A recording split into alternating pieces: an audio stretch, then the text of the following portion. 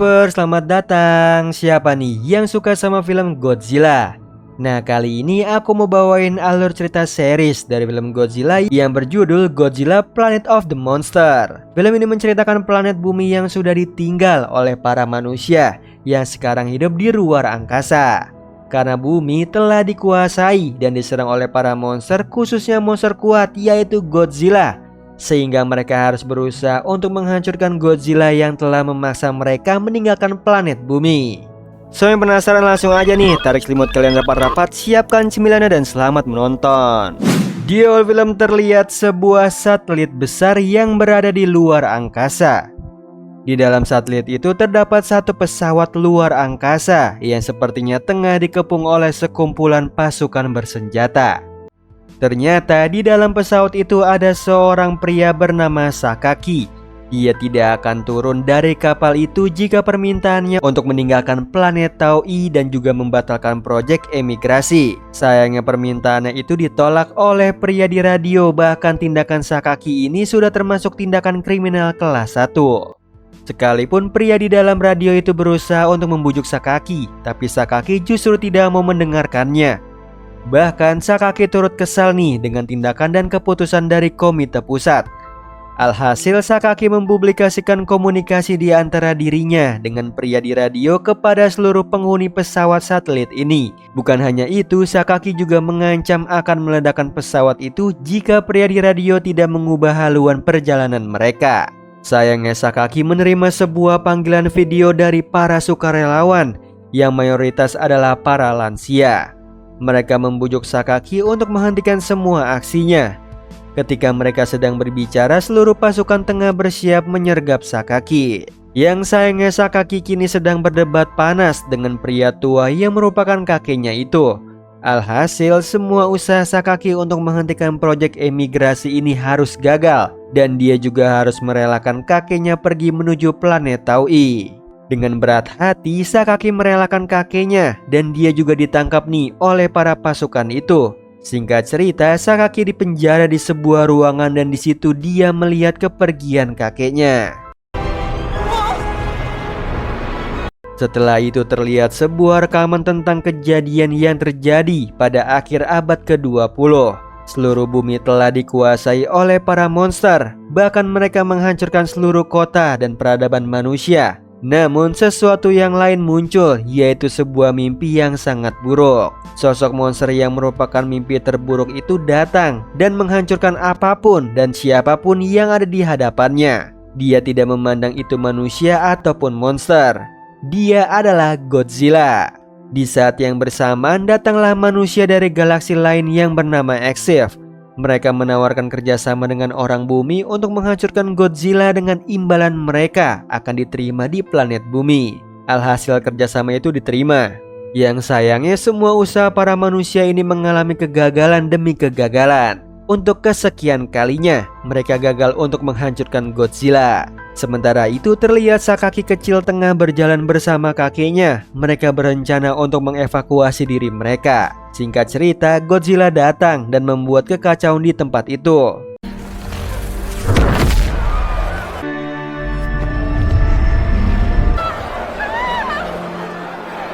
Akhirnya mereka berhasil nih selamat dan pergi dari bumi dengan pesawat satelit itu.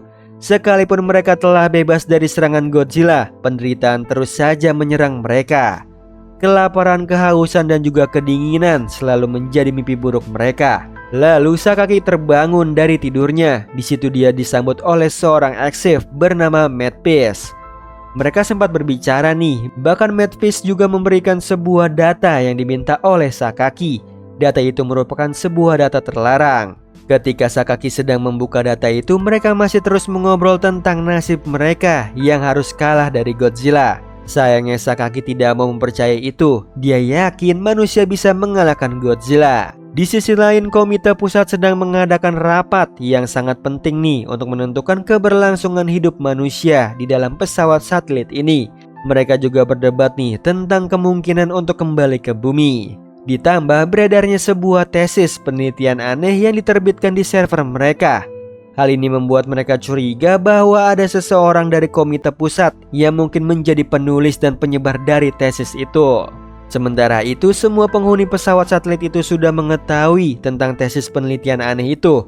Bahkan mereka saling membicarakannya bersama para rekan mereka. Di saat yang bersamaan, Matt sedang mengunjungi seseorang secara empat mata.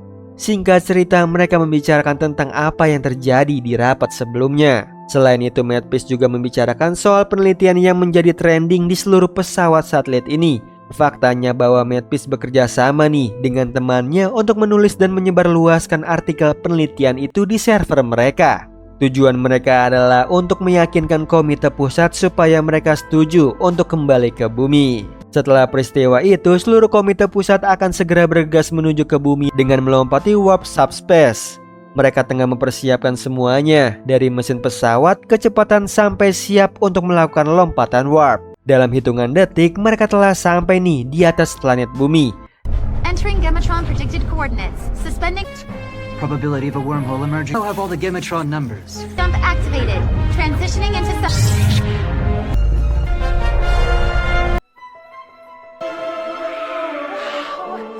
Namun mereka masih belum bisa mendarat di bumi. Hal ini membuat seluruh awak pesawat satelit merencanakan bagaimana caranya mereka bisa mendarat di bumi dengan aman.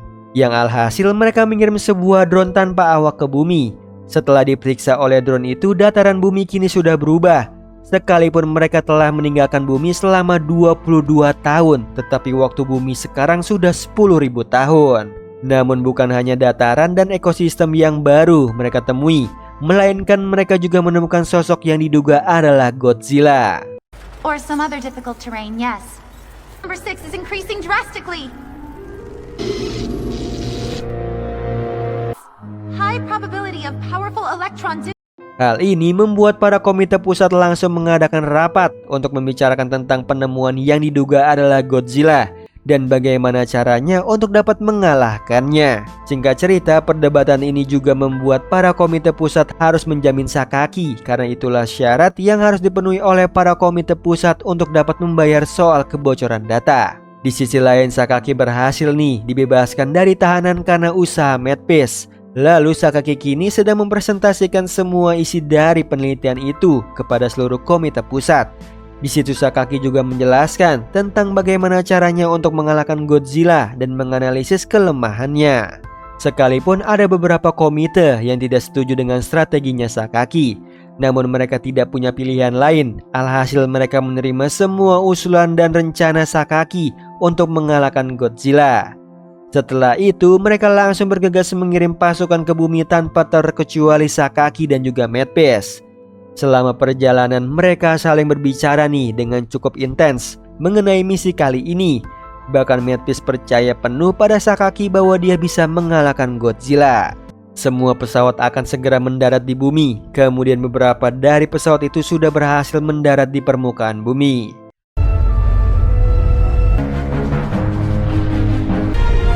Now entering the troposphere. Just as the reconnaissance drones reported, this Ketika mereka sudah mendarat, mereka mengirim pasukan robot nih untuk mengeksplorasi wilayah sekitar untuk mencari di mana Godzilla berada. Hal ini untuk menjalankan rencana dari Sakaki yang ingin mengamati titik lemah dari monster menyeramkan itu. Singkat cerita, salah satu pasukan itu berencana untuk mengeksplor wilayah sekitar karena mereka penasaran tentang kenapa medan atmosfer bisa berubah. Hal ini juga membuat Sakaki penasaran dan ingin ikut bereksplorasi. Alhasil mereka diizinkan untuk bereksplorasi, tetapi Sakaki harus dalam pengawasan dari Yuko. Mereka langsung bergegas nih untuk mengeksplorasi wilayah sekitar. Saw these in the records. Trees, I think. Don't touch! Ketika semua orang sedang memeriksa, Sakaki dan juga Yuko sedang berbicara tentang hal yang terjadi pada proyek emigrasi yang sepertinya terlihat mencurigakan, bahkan merenggut nyawa dari kakinya Sakaki. Namun Sakaki tidak ingin menghakimi manusia hanya dari luarnya saja, sehingga dia berusaha untuk tetap berpikir positif. Hal ini juga membuatnya semakin membara untuk mengalahkan Godzilla dan merebut kembali planet bumi. Beberapa saat kemudian, seseorang telah menemukan sebuah reruntuhan kuno. Semua orang segera bergegas nih untuk melihatnya tanpa terkecuali Sakaki. Setelah melihat reruntuhan itu, mereka semua kaget dan berpikir bahwa bumi memang diciptakan untuk para manusia. Hal ini membuat Sakaki semakin yakin dan membara untuk bisa mengalahkan Godzilla. Kembali ke markas, mereka masih belum mendapatkan informasi keadaan dari pasukan pengintai yang sedang bereksplorasi. Naasnya, lagi-lagi mereka juga kedatangan tamu tak diundang, yaitu para monster terbang yang seperti naga. Akhirnya mereka harus terlibat dalam perang melawan para monster itu.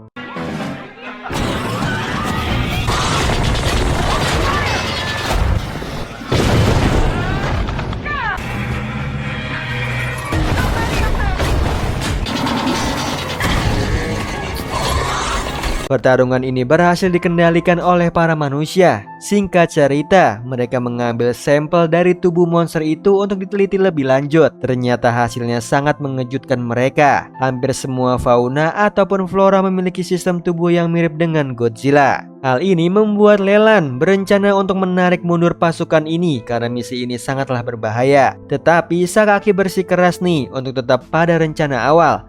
Bahkan mereka sempat berdebat panas soal ini.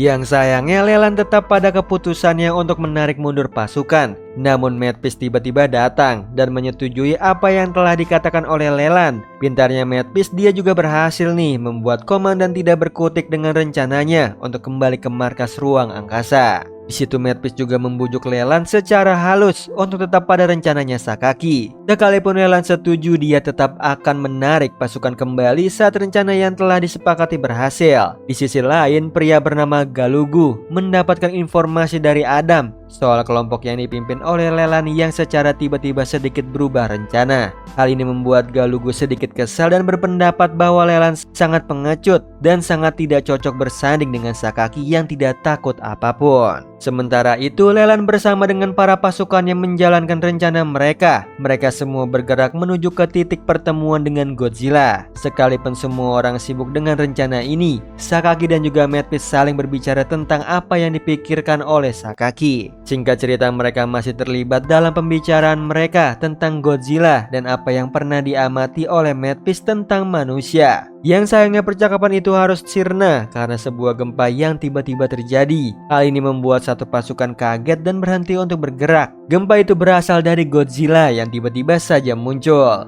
Alhasil seluruh pasukan berusaha untuk menghindari Godzilla ini. Sialnya pesawat yang ditumpangi oleh Sakaki dan Mad Beast tidak dapat menghindari jalur menuju Godzilla. Ketika seluruh awak kapal takut, Mad Beast justru melepaskan Sakaki dan membiarkan Sakaki untuk melancarkan rencananya ini. Dengan secepat kilat, Sakaki langsung bergegas untuk dapat keluar dari pesawat itu. Beberapa saat kemudian, semua awak pesawat berhasil mengevakuasi diri. Sayangnya Sakaki tetap nekat nih untuk melancarkan rencananya untuk mendekati Godzilla. Dia bergegas menggunakan motor terbang untuk menyerang Godzilla.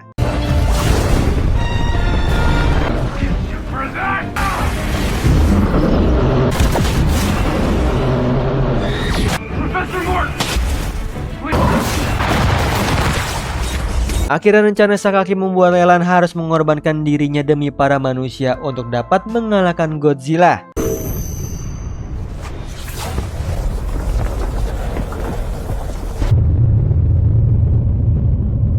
Setelah kepergian Leland, kepemimpinan dipegang oleh Mad Beast untuk sementara waktu, hingga mereka semua bisa kembali dengan selamat ke pesawat satelit. Sementara itu, semua pasukan kini berhasil merekam kelemahan dari regenerasi Godzilla berkat pengorbanan dari Leland. Namun Mad Beast tiba-tiba datang dan mengumumkan tentang pemindahan komando akibat Leland sudah pergi untuk selamanya. Kemudian mereka sedikit mengalami kendala lagi nih, yaitu soal waktu. Hal ini membuat Sakaki sedikit merubah rencananya dan mempercepat waktu untuk menggiring Godzilla ke tempat yang seharusnya. Sakaki meminta Adam untuk melakukannya dan Adam langsung bergegas melaksanakannya. Semua pasukan kini terus bertempur melawan Godzilla, bahkan kalau perlu tanpa menyisakan apapun untuk kembali ke pesawat satelit. Mereka masih terus berperang melawan ketidakmustahilan. Namun semangat mereka tidak sedikit pun surut, bahkan mereka semakin membara nih untuk mengalahkan Godzilla.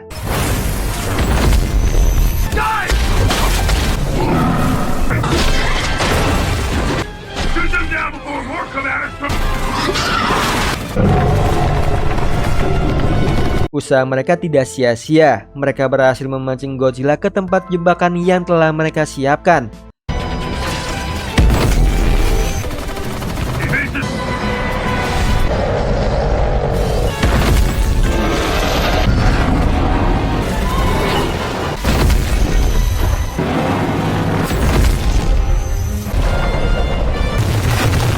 Hal ini membuat Godzilla terhenti untuk sesaat. Lalu semua tim penembak sedang menembaki Godzilla itu. Sayangnya ini di luar dugaan mereka.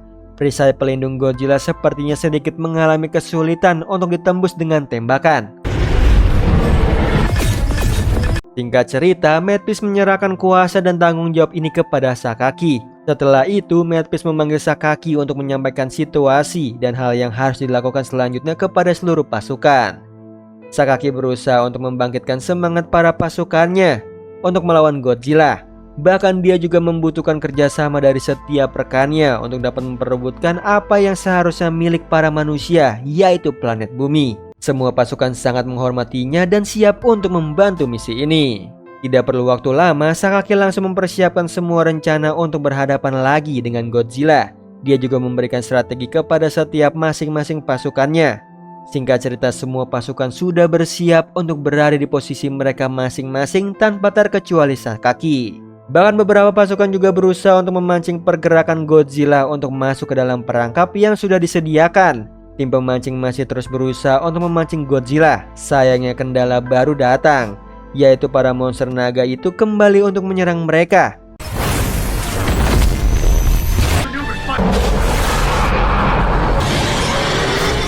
Dengan penuh formasi dan kecepatan, mereka berhasil mengatasi para monster terbang itu. Hal ini membuat Sakaki geram dan tidak sabar. Alhasil dia nekat untuk mendekati Godzilla itu dan berusaha untuk menyerang sirip belakangnya secara jarak dekat.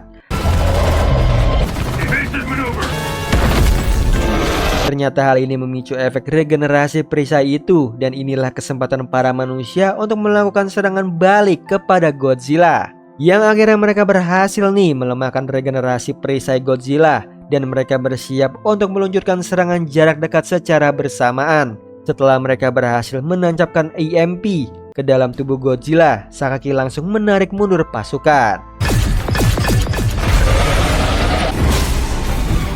EMP probe insertion all units. Retreat!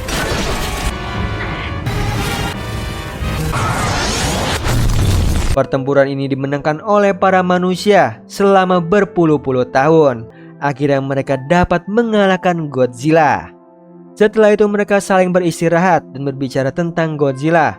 Menariknya, ada memiliki pendapat bahwa Godzilla yang mereka kalahkan bukanlah Godzilla yang membuat para manusia bumi meninggalkan bumi. Sekalipun pendapat Adam ini sedikit membuat hati takut, namun Sakaki justru melihat sisi baiknya, yaitu manusia dapat mengalahkan Godzilla. Yang sialnya, sosok monster datang dari bawah tanah dan membuat mereka semua menatap horor ke arahnya. Ternyata sosok itu adalah Godzilla yang selama ini membuat mereka pergi dari planet bumi.